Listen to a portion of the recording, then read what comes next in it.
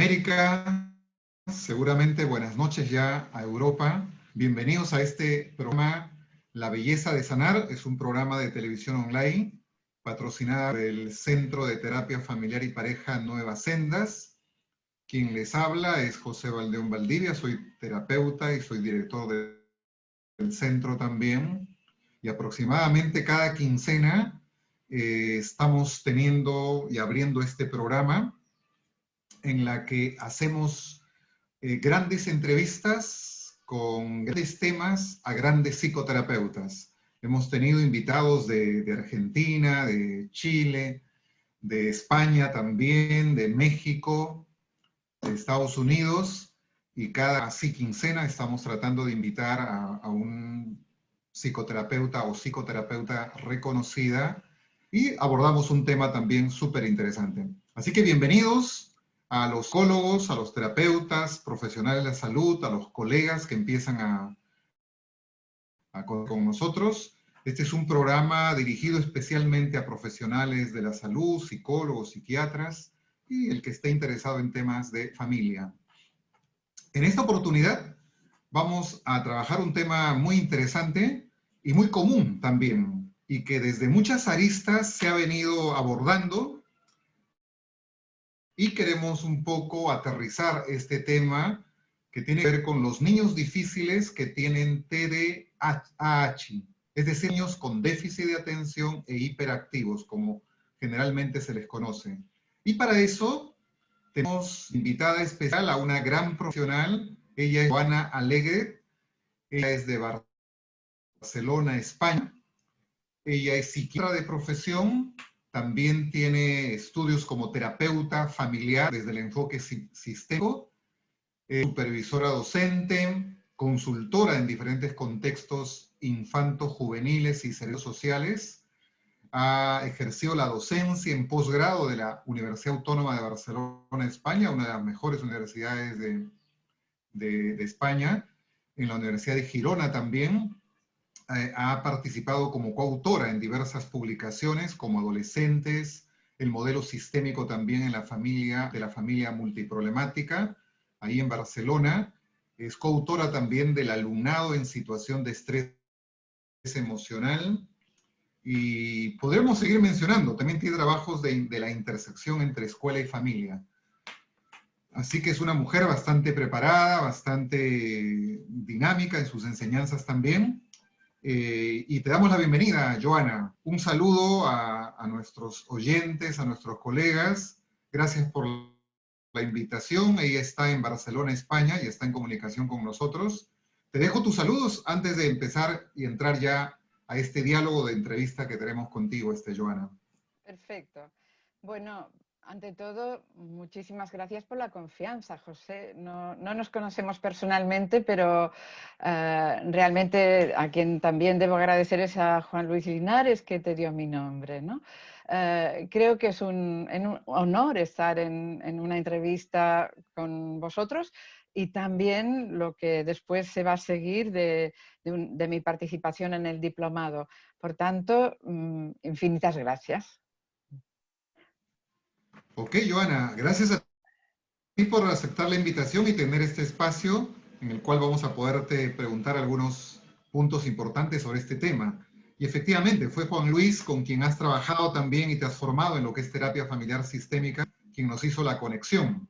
Y nos va a ser bien interesante escucharte en tu intervención, Joana, porque tú eres médico y también al mismo tiempo eres una psicoterapeuta familiar. Porque muchas veces los niños con TDAH son atendidos a veces desde la parte médica solamente y tienen que buscar otro profesional para la parte psicológica. En ti convergen esos dos ámbitos y por tanto será súper interesante trabajar contigo. Quizás, Joana, podamos empezar por definir ¿a qué nos referimos exactamente cuando hablamos de niños con TDAH o niños hiperactivos con déficit de atención? Bueno, es un trastorno que hace ya mucho tiempo se observó, aunque se denominaba de otra manera, ¿no? Se llamaba disfunción cerebral mínima, se llamaba Niños Inestables, pero realmente viene siendo observado y descrito desde principios del siglo XX, ¿no? Desde 1900 y algo, ha sido explicado en los manuales de psiquiatría. Creo que lo que ha ocurrido en los últimos decenios es que ha pasado de ser algo, digamos, más restrictivo, diagnosticado solo por neurólogos, ¿no? O según qué tipo de psiquiatras, como muy, muy específicamente llamados biologicistas, ¿no? En las últimas décadas, a mi parecer, para bien de la sociedad, se ha divulgado como un cuadro, un síndrome, o sea, un conjunto de síntomas, ¿no? Que es bastante común, el que en la población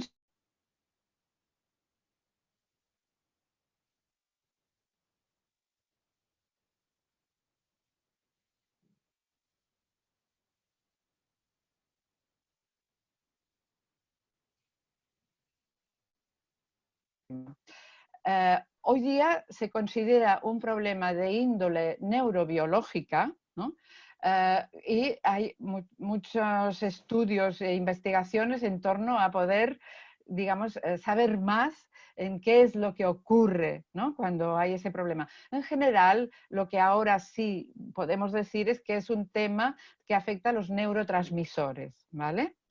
Sin embargo, no tiene por qué, digamos, ser considerado algo que se vaya a observar con técnicas diagnósticas tipo, tipo escáneres o tipo electroencefalogramas. Es muy difícil todavía tener la certeza de que estamos ante un niño o una niña o un adolescente con ese problema. Sin embargo, lo que hoy día se considera, digamos, clave es la clínica. ¿Qué nos referimos como la clínica? Pues el que haya una serie de dificultades que coincidan en ese niño o en esa niña, ¿no?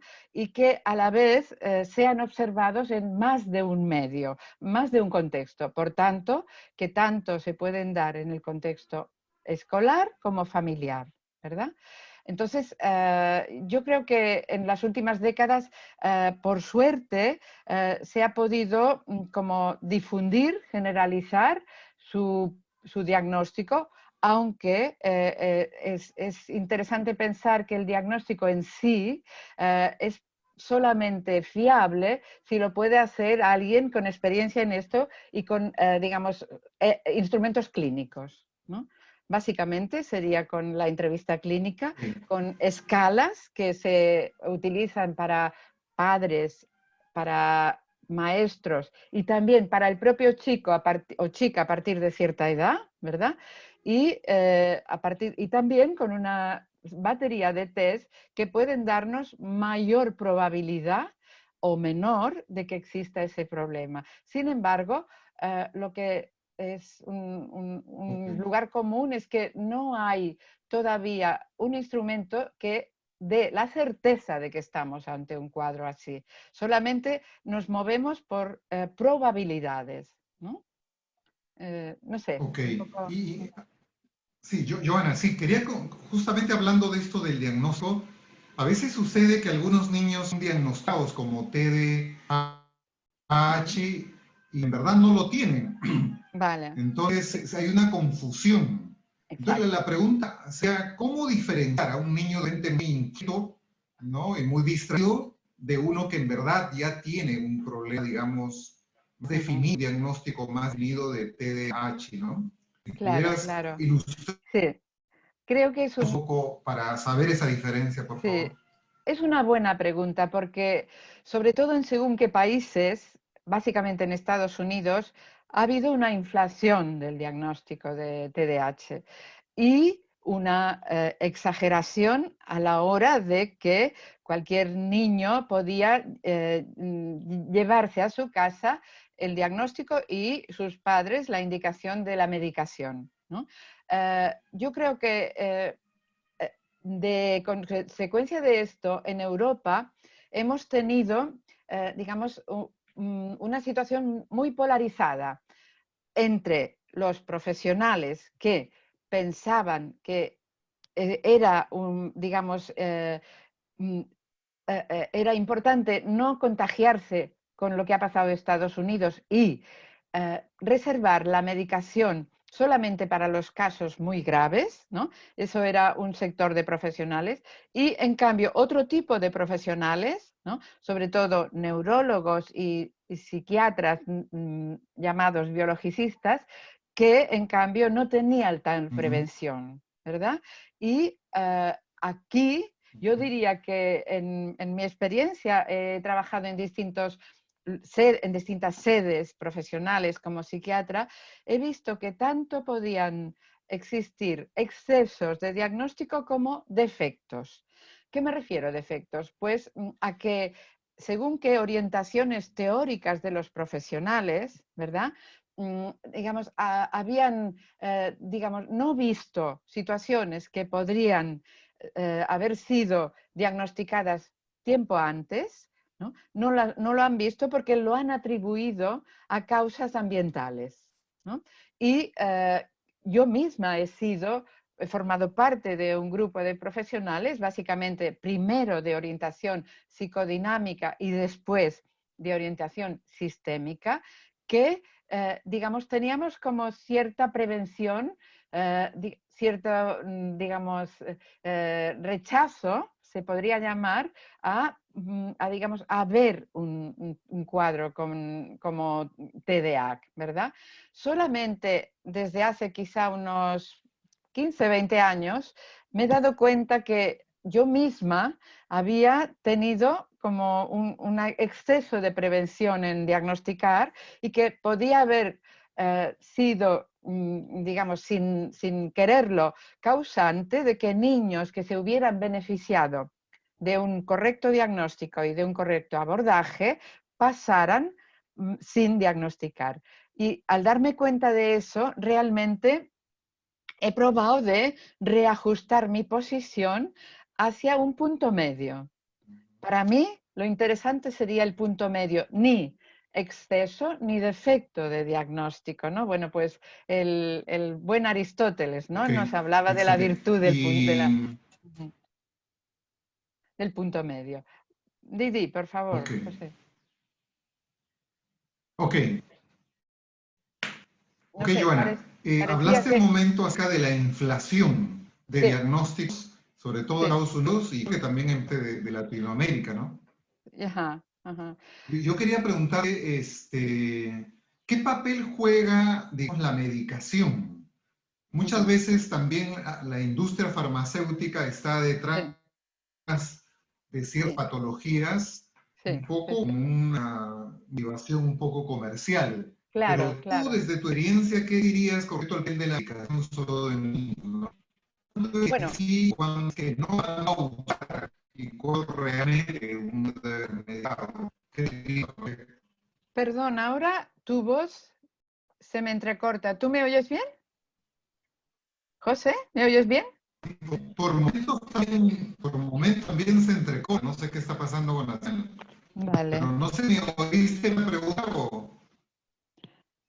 ¿Ves? Ahora mismo no entendí lo que decías. Vamos a ver.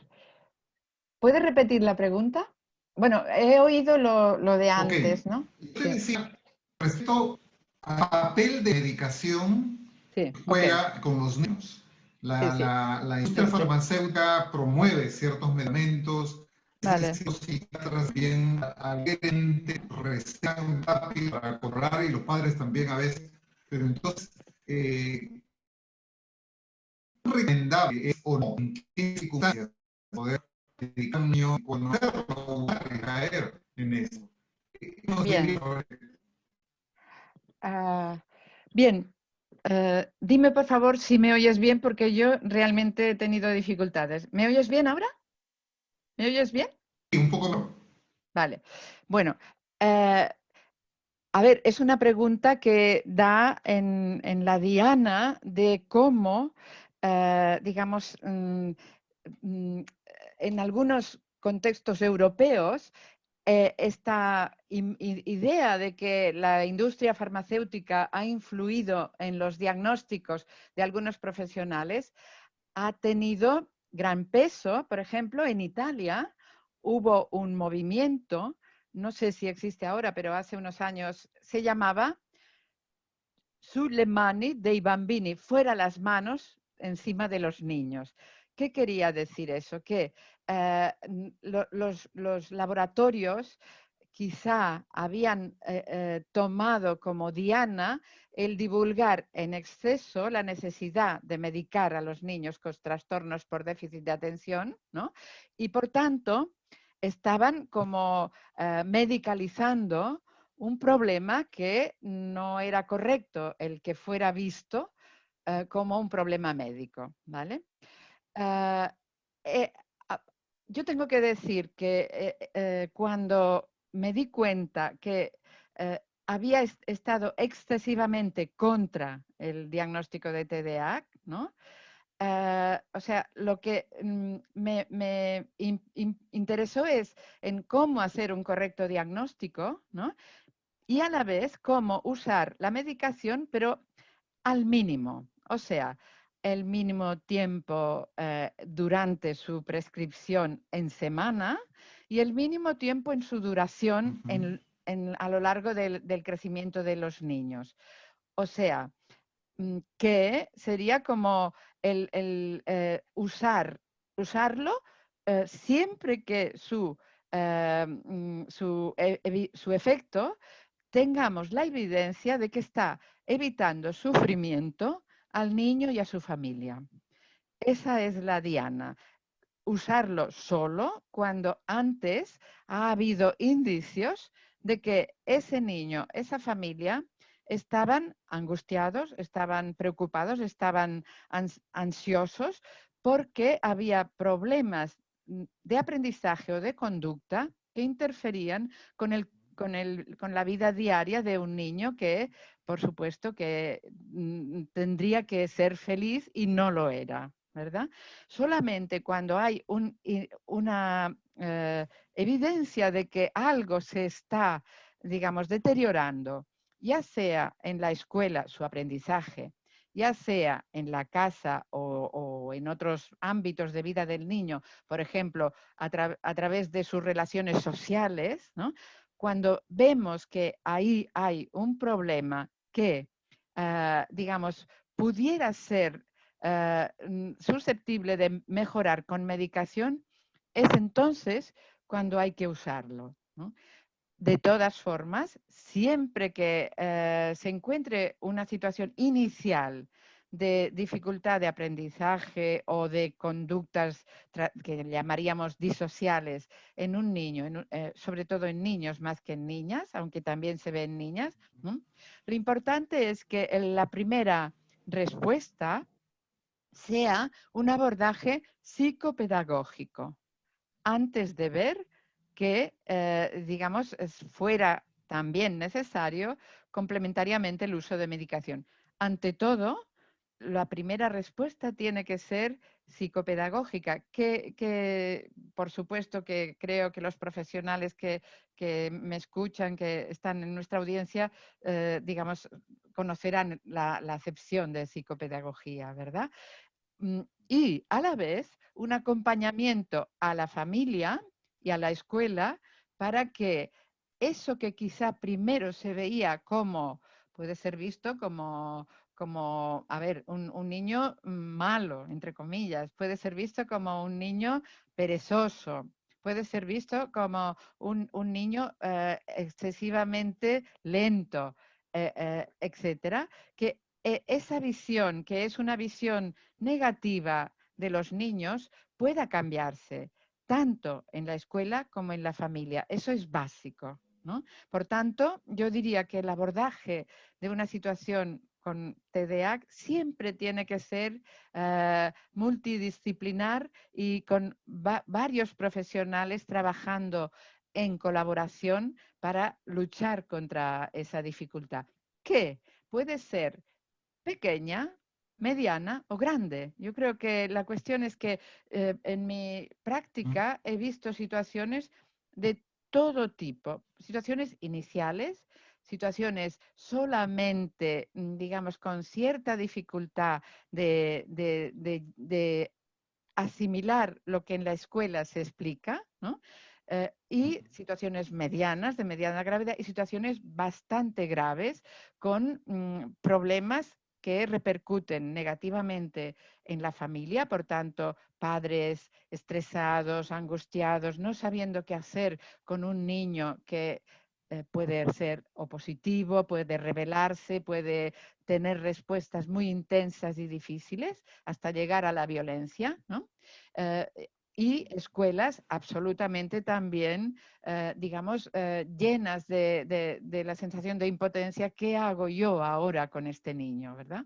Cuando se escucha esto, yo creo que entonces lo sabio es pensar que el medicamento bien usado, ¿no?, puede aliviar a todos, a la propia persona, a la escuela y a la familia. Ok. Bueno, los que recién se conectan, estamos abordando un tema de niños difíciles con TDAH o niños hiperactivos con déficit de atención. Tenemos una invitada especial, Ana de Barcelona, que es psiquiatra y también psicoterapeuta familiar en entrenamiento en lo que es psicoterapia.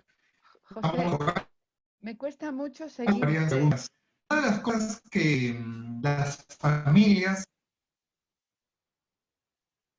Sí, déjame Vale, terminar la pregunta, Joan.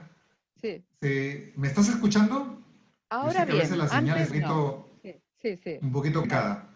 Ok, ahora sí. Ok, adelante. Sí, te ahora sí. preguntaba acerca de nuestra experiencia como psicoterapeutas. Ajá, Vienen familias con niños que tienen este diagnóstico y sí, muchos de ellos preguntan, vale, ¿cómo se ha originado? ¿Debido a qué causas vale. se ha Sí, producido? ¿Y sí, por qué mi niño ha nacido así? ¿Se ha vale. Sí, formado sí, así? ¿Por qué ha sí. desarrollado esta conducta? ¿Qué nos Bien, puedes decir al respecto, Joana? bien, bien. Eh, Hoy en día, en esta pregunta de, digamos, cuál sería la causa, ¿verdad? Hay como dos grandes líneas de investigación que, digamos, a mi parecer son complementarias. Por un lado, están las situaciones que, digamos, pudieran tener un condicionante genético poligénico, no de un gen, sino de un conjunto de genes que se potencian entre sí, ¿vale? Esto es toda una línea de investigación.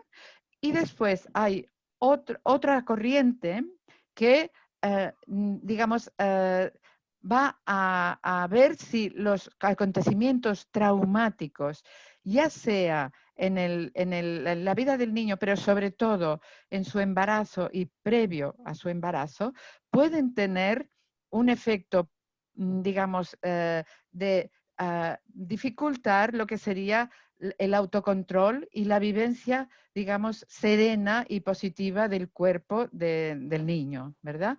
Esas serían las dos grandes líneas. Yo creo que, por ejemplo, para dar supuestos a la primera línea, vemos con frecuencia que un papá o una mamá o un tío o un hermano o un abuelo del niño que nos traen le pasaba lo mismo en su escuela.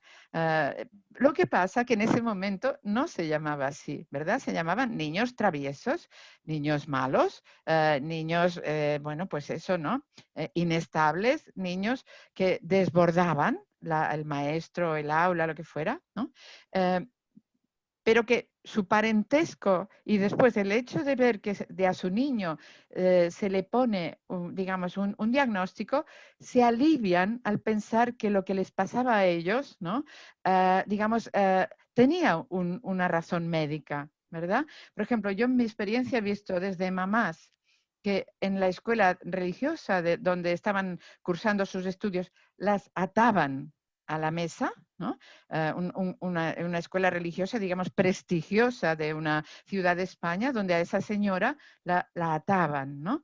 O bien otro papá que se estuvo ausentando un año de acudir a su escuela porque le daba vergüenza las continuas reprimendas, los continuos, digamos, las continuas expulsiones que sufría en su escuela. Estuvo un año yéndose a un parque y sus padres lo ignoraban. Solamente al cabo de un año pudo tener la confianza de decirlo, ¿verdad? Ese señor me contó esto cuando uno de sus hijos estaba afecto de TDAH, ¿verdad? Entonces, quiero decir, este sería uno de los múltiples ejemplos de cómo puede haber un factor poligénico de genes. Por tanto, puede haber una heredabilidad. Lo que pasa que, como todo, como sabemos en la epigenética, no necesariamente que un papá, una mamá, un tío lo hayan sido, quiere decir que tenga que eso heredarse, sino que dependerá, Claro. ¿no?, del medio y de la manera en cómo su hijo está creciendo. Bueno, y en apoyo de la otra línea, de la línea de acontecimientos traumáticos que haya vivido, digamos, esa línea de transmisión generacional, está el hecho de que los niños adoptados tienen una incidencia de TDAH mucho más alta que los niños no adoptados. Por tanto, ahí pensaríamos, ¿verdad?, ¿qué pasó en esos hogares previo a que ese niño o esa niña, ¿no?, pudieran ser adoptados? ¿Qué pasó allí, verdad? Ahí, entonces, probablemente, como en los problemas complejos, tenemos que pensar que una cosa no excluye la otra, ¿verdad? Que probablemente haya condicionantes biográficos y condicionantes, digamos, orgánicos o genéticos, por así decirlo. Joana, la pregunta tiene también con nosotros, psicoterapeutas, cuando tienen una familia, unos padres y nos preguntan y nos consultan, yo no sé qué hacer con mi niño, qué me obedece, en el estudio, en el colegio tampoco le va bien, Vale. y de repente no saben qué le pasa. Yo como terapeuta, ¿qué debería tener en cuenta? ¿Qué síntomas, qué indicios para poder sospechar que estamos frente a un niño que está sufriendo de TDAH? Vale. ¿Qué nos diría al respecto? Sí. Bueno, yo creo que lo primero es que todo equipo psicoterapéutico debería contar con un psiquiatra, un psiquiatra de niños, que tenga experiencia en el diagnóstico, ¿verdad? Esté o no esté en su equipo, pero que pueda haber como la facilidad para hacerle una consulta, ¿verdad? Y que ese psiquiatra o ese psiquiatra esté, digamos, acostumbrado a colaborar con los equipos psicoterapéuticos. Creo que es básico esto, porque un solo profesional en el problema que nos compete es insuficiente, absolutamente. Por tanto, siempre hay que contar con el compañero, porque, digamos, lo primero sería ver, deconstruir qué nos dicen los padres de qué es lo que está pasando, ¿verdad? De construirlo y ver si no puede haber otras causas de eso que les preocupa, ¿verdad? Pero una vez tengamos ciertos indicios de que pudiera ser que hubiera que descartar un cuadro de TDAH, hablarlo con un compañero, ¿no?, que tenga experiencia con esto y que pueda o bien orientarnos a nosotros, por ejemplo, decir, bueno, podéis esperar todavía un tiempo, la situación no es grave, que se aconseje primero un abordaje psicopedagógico y hablemos de eso dentro de 3 meses, por ejemplo, de medio año, ¿no? O bien que pueda decir, bueno, yo creo que estaría adecuado un diagnóstico y los puedo recibir en tal momento, ¿no? Una de estas dos opciones será la que nos, digamos, ayudará a ver que no se nos escape, digamos, el que pudiéramos hacer algo más, ¿verdad? De todas formas, creo que el tipo de profesional que colabore con nosotros es importantísimo. No puede ser cualquiera, me refiero, tiene que ser alguien que primero, no tengamos la información de que hiperdiagnostica, ¿no? Pero que al cambio sí que puede diagnosticar bien, ¿verdad? Y a la vez que sea un profesional que él tenga la conciencia de que se ocupa de una parte, pero que hay otras partes. Otras partes, como puede ser ver qué le pasa al niño. Otros profesionales, claro, y colaborar en red, ¿no? Porque realmente, además de la medicación, si conveniera, muchas veces es necesario hacer más cosas. Y una de ellas es una terapia, ¿no?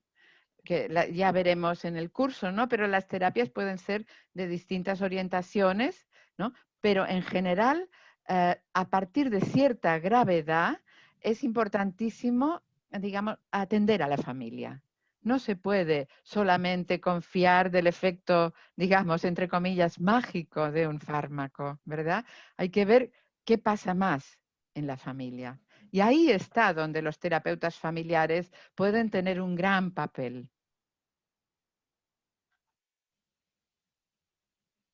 Ok, excelente. Estamos con Alegre de Barcelona, España, es psiquiatra payoso, psiquiatra con especialidad en niños, psicoterapeuta familiar también. Estamos hablando de este tema de los niños con TDAH. Joana, una de las cosas que dice también es que este trastorno es más común en niños, en niñas. ¿Cierto? ¿A qué se debe? ¿Por qué está relacionado más con el género masculino que femenino? Sí, sí. Es muy importante saber eso también porque, digamos, hay un aspecto que tiene que ver con los patrones de género de nuestra sociedad, ¿verdad? Las niñas clásicamente tenían otra forma de expresión de sus conductas, pero eso también está cambiando. A mí me sorprende ver ahora también niñas hiperactivas, ¿no? Niñas rebeldes, niñas que se confrontan con sus maestros. Y eso, evidentemente, no tiene tanto que ver con los genes, sino también con los cambios sociales de roles de género, ¿verdad? Pero sí que hay algo que tiene que ver con lo biológico, que es que las niñas en determinado momento, ¿no?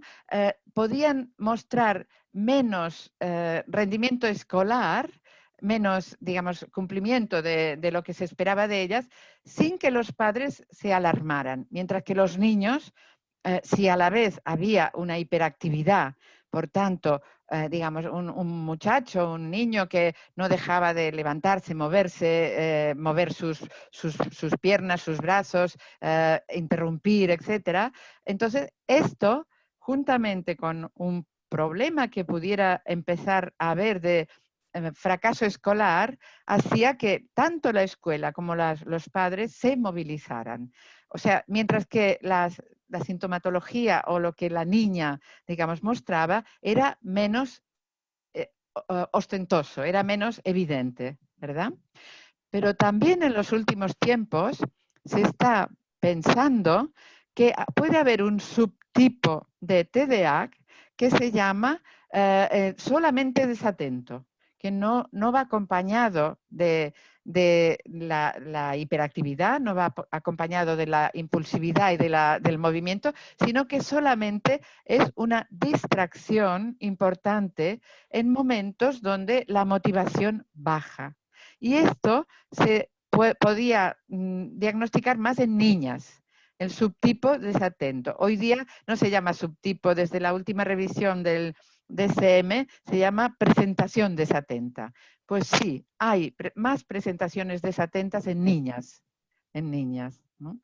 Por eso quizá, digamos, también es importante el no menoscabar cuando una familia nos habla de una niña que desde hace cierto tiempo viene fracasando en la escuela, en casa le cuesta ponerse a hacer los deberes, la ven más tristona, la ven más apagada y entonces ahí tenemos que pensar, bueno, ¿qué hay detrás de eso que vemos en primer lugar? ¿Puede ser una presentación desatenta del TDAH?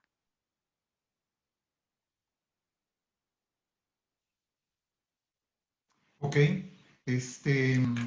Joana, otra pregunta o dificultad con la cual nos podemos encontrar los psicoterapeutas es cuando, habiendo hecho un diagnóstico o un prediagnóstico, necesitamos que sea evaluado y derivarlo a un psiquiatra infantil, Ajá. pero hay prejuicios a veces en la familia y son muy renuentes a Vale, decir, ni sí, ellos mismos a sí, veces quieren ir a un psiquiatra porque tienen el estigma de que no, yo no claro, estoy loco, ni nada por el claro, estilo. Entonces, claro, ¿cómo claro. manejamos el Sí, asunto para derivar y sí, hacer entender a la sí, familia la necesidad de que sí, sea evaluado por un sí, médico, sí, no sí, solo sí, psicólogo, sino también un médico, exacto, ¿no? Que es psiquiatra. exacto. Yo creo que lo primero es, digamos, lo que tú has llamado prediagnóstico. Yo creo que tendríamos que ser cautos cuando tenemos, digamos, sospechas o necesidad de descartar, pero claro, no tenemos seguro el diagnóstico. Entonces, digamos, no adelantar nunca. Yo creo que siendo psicólogo, siendo pedagogo, siendo maestro, se puede decir, miren, lo que vemos es que su hijo, su hija, siendo inteligente, está bajando de rendimiento escolar. Esto ahora puede ser una cosa pequeña, pero a medida que se vaya complejificando los contenidos, podría ser, digamos, de mayor peso. En esta situación, nosotros les aconsejaríamos hacer una consulta al doctor tal, ¿no? Pero creo que es importante no poner antes la etiqueta, porque Sí. realmente, ¿no? Sino este doctor ve muchas situaciones parecidas a las de su niña o su niño y nos gustaría que descartara que pudiera haber algún remedio que de momento no lo sabemos, ¿vale? O sea, creo que lo primero es no etiquetar, ¿verdad? Pero lo segundo es que si el profesional encuentra, bueno, si los padres manifiestan dificultades, lo que creo es que hay que tener la paciencia, ¿no? De esperar. En mi caso, por ejemplo, yo a veces en un tipo justamente de una niña desatenta, que no era hiperactiva, tuve que esperar 9 meses a que los papás, digamos, aceptaran que yo en ese caso podía probar la medicación, ¿no? Que yo probara la medicación con ella. Entre tanto, trabajábamos en otras áreas, ¿no?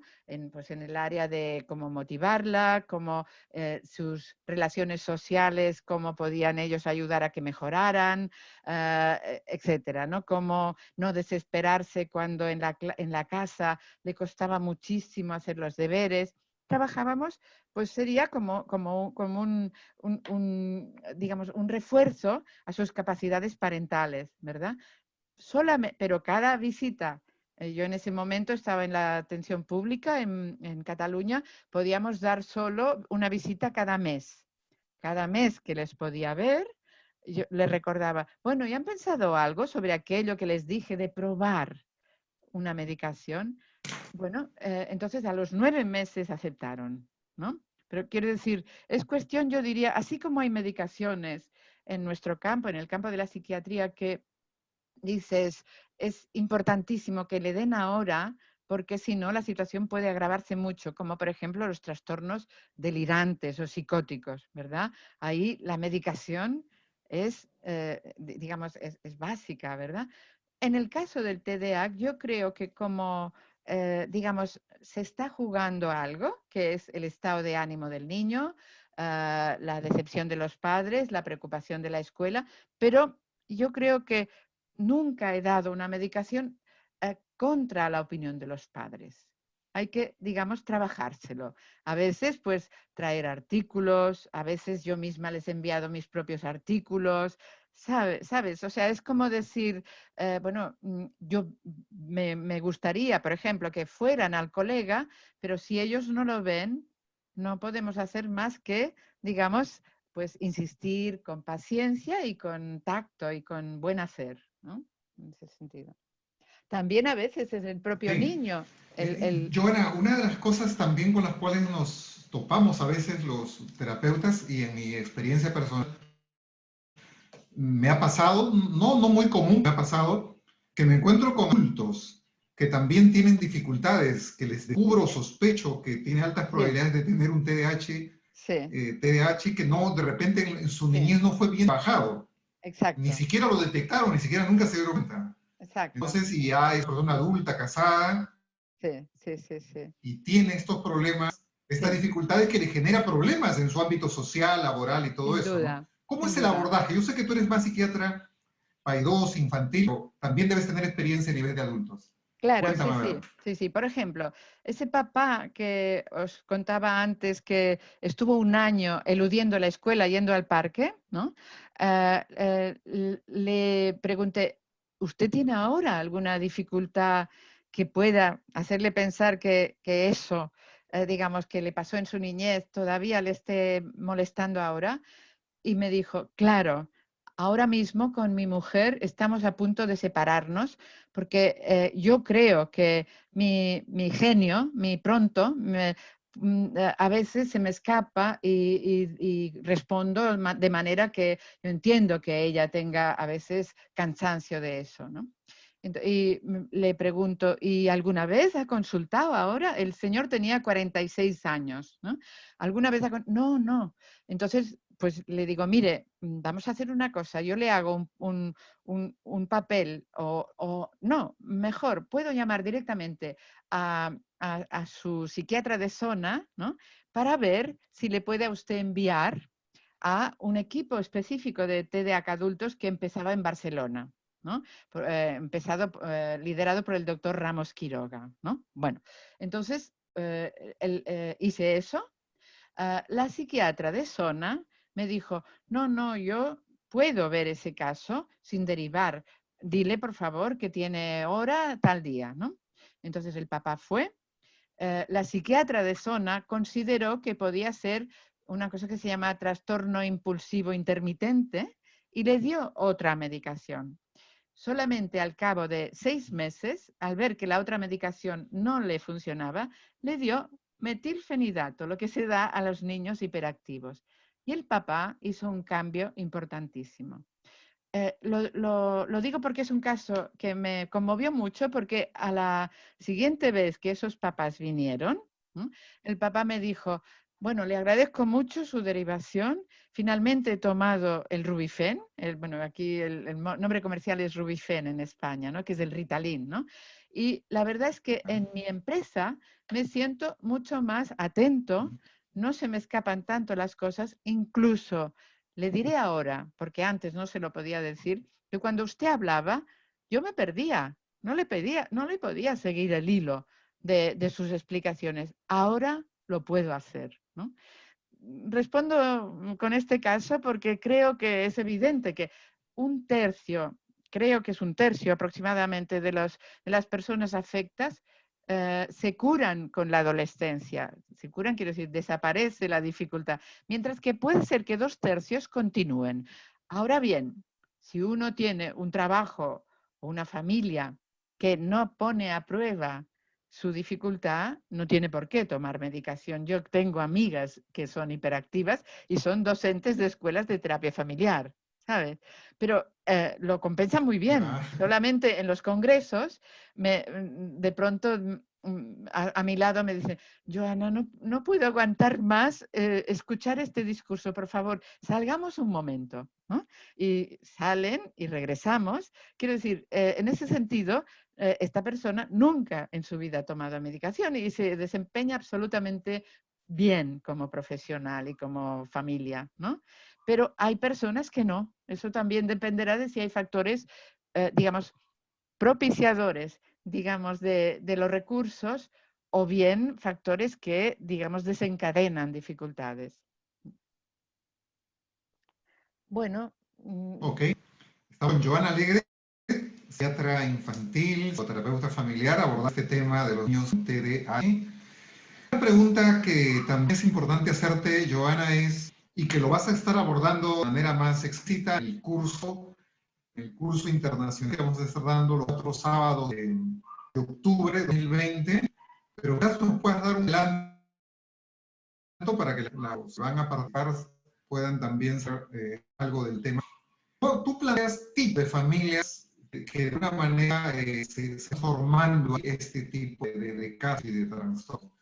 Sí. Si algo nos explicas al respecto, por favor. Sí.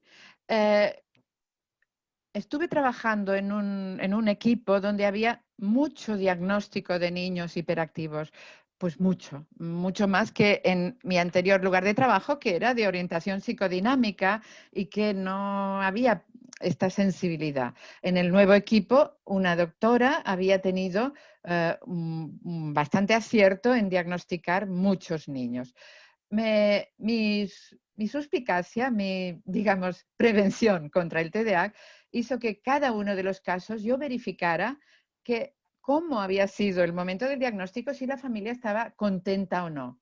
Y mayoritariamente había habido claramente un agradecimiento por parte de la familia. Entonces, en esa casuística, yo pensé, aquí puede haber familias de varios tipos de funcionamiento y empecé de una manera muy, digamos, artesana a ver, esta familia, ¿cómo me parece de funcionamiento, de dinámica? Y inventé una tipología de 4, digamos, situaciones, ¿no? Tipo A, tipo B, tipo C y tipo D, ¿verdad? Y un poco sería tan simple como decir, la familia sana es la familia tipo A.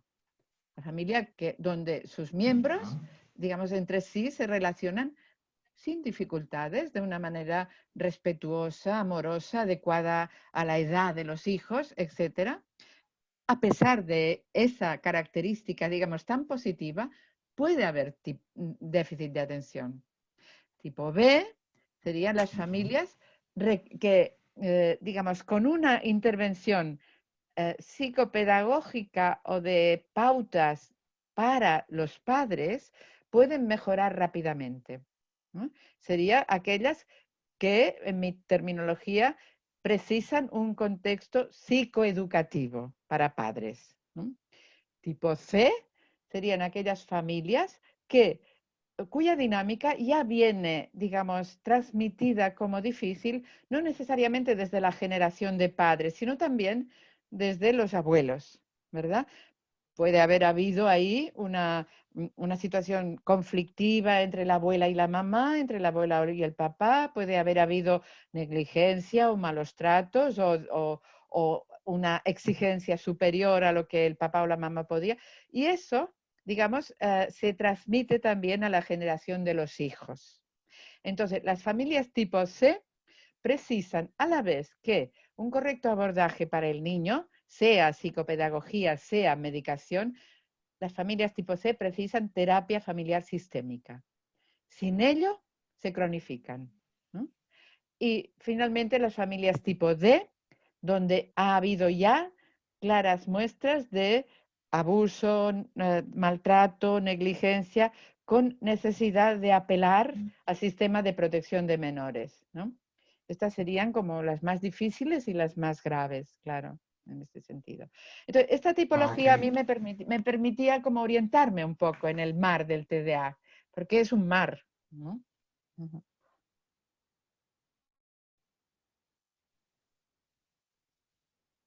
Ok, excelente, Joana.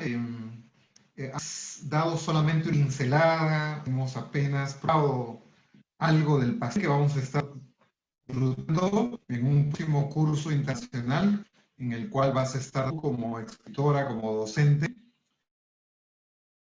Quiero invitar a los colegas que nos están viendo, nos van a ver bien, si les ha dado esta entrevista, si han aprendido algunas cosas que he comentado inteligentemente Joana, pues los invito a que puedan participar del curso. Va a ser los 4 primeros sábados de octubre, el 3, 10, 17 y 23 de octubre a las 10 de la mañana de Perú, para que puedan participar con nosotros en Nuevas Sendas, quien organiza este seminario internacional. Antes, Joana, invitación tal vez. Discúlpame, creo que el 17 había un problema por mi parte y se cambió, ¿recuerdas? Bueno, ya lo Sí, sí, anunciarás seguramente. Vale, vale, problemas. perfecto. Muy bien, muy bien. Bueno, agradecerte mucho. Sí, Creo que sí, con tus exacto, no hay preguntas problema. me Sí, has ya para orientado. terminar, me gustaría que... Ok, sí, ya estamos ya al final de la entrevista, la cual Ujú. estoy muy agradecido contigo. Si quieres palabras de invitación, los que te están oyendo te van a oír para participar del curso que vas a estar dando, tal vez algunas cositas que puedan mencionar, vas a abordar en el curso, van a ser 10 horas o 14 horas casi académicas que vamos a estar contigo durante 4 fechas. Así que quisiera que por favor tú nos invites a los amigos, a los profesionales, nos Ujú, comentes un poquito lo que vas a hablar en este curso internacional. ujú, ujú. Bueno, yo quisiera adelantar que he tenido como divisa que mis aportaciones teóricas estuvieran claramente ancladas en la práctica, ¿verdad? Por tanto, todo lo que les voy a transmitir, todo lo que quiero compartir con ustedes, viene justamente de mi práctica, que ha sido una práctica, digamos, itinerante. He trabajado en distintos centros de salud mental en Cataluña, ¿verdad? Y ahora, últimamente, después de una jubilación, también trabajo en privado, ¿no? Entonces, todo lo que las familias, los casos me han enseñado es lo que he intentado luego posteriormente teorizar, por ejemplo, como la tipología de familia que antes les resumía, ¿verdad? Pero además otros conceptos como, por ejemplo, la intervención conjuntiva entre escuela y familia, que creo que es algo con lo que me topé y, digamos, al no saber cómo responder a ello, propuse una intervención de mediación en esas situaciones donde la familia y la escuela están o muy confrontados, con puntos de vista, digamos, y criterios de pelea, ¿no? O simétricos, podríamos llamar, o bien muy distantes, que casi no se ven, y a pesar de que haya discrepancias en la manera de educar a sus hijos, ¿verdad? Esta intervención conjuntiva siento que es algo que también puede ser útil a los profesionales que estén en contacto o con familias o con escuelas, ¿no? Y por último, también creo que hay un concepto que me gusta mucho, digamos, atar o coligar con el TDA, que es lo que yo llamo el equipo virtual. El equipo virtual sería todos aquellos profesionales que se articulan en relación con un niño, una niña o un adolescente con problemas de TDA, puesto que raramente va a ser un solo profesional el que se encuentre con ese problema. Nadie puede tener a la vez tantas manos, ¿verdad? Como para poder hacer de buen farmacólogo, a la vez buen psicopedagogo del niño, a la vez buen terapeuta familiar de la familia, etcétera, ¿verdad? A la vez buen maestro, etcétera. Por tanto, hay que articular como digamos, una piña. Aquí en Cataluña saben ustedes que hacemos los castells, las torres humanas, ¿no? Se sube una persona encima de otra, o dos, una encima de los otros dos, pero debajo lo sostiene una piña. Sería como un grupo humano que, digamos, hace como el fundamento, la base de ese castillo humano, ¿verdad? Entonces yo creo que en el TDA tenemos que hacer una piña, tenemos que, digamos, articular, y eso merece también su divulgación técnica. No es fácil, digamos, entenderse con un colega que a lo mejor piensa muy distinto, que nunca ha pensado en lo sistémico o en el TDA, ¿verdad? Da igual, pero entenderse con los colegas, a mi parecer, es una de las habilidades que mi pertenencia a la pública digamos, me ha precisado aprender. Y lo aprendí de la práctica y eso también intento darle cierto en vez teórico. O sea, es un poquito más, y un poquito más que yo diría vaya a ser la participación de los que se apunten al curso, me ayudará mucho más digamos, a adecuarme a ustedes y a sus problemáticas. O sea que ojalá nos podamos ver. Ok. Ok, Joana. Entonces quedan invitados profesionales de la salud, pedagogos, maestros, enfermeras, psiquiatras, psicólogos también que quieran aprender sobre este tema súper interesante, niños difíciles con TDAH, para octubre, que va a tener este curso internacional. Entren a nuestro fanpage Centro Nuevas Sendas, ponen en Facebook y van a poder ubicarnos. Pueden entrar a la página web www.nsendas.com y también recibirán la información. Joana, muy agradecido por esta entrevista. Ha sido bastante edificante oírte, ilustrativo con tus ejemplos, con tu enseñanza, lo cual nos garantiza que en este curso que vamos a tener, pues vamos a aprender mucho de tu lado. Gracias por esta entrevista y será pues hasta el primer sábado de octubre en que nos estaremos contactando nuevamente. Gracias también a los que nos han oído, nos están oyendo por este programa de televisión online, La Belleza de Sanar, que es un programa patrocinado por la Sendas en la web de Odina.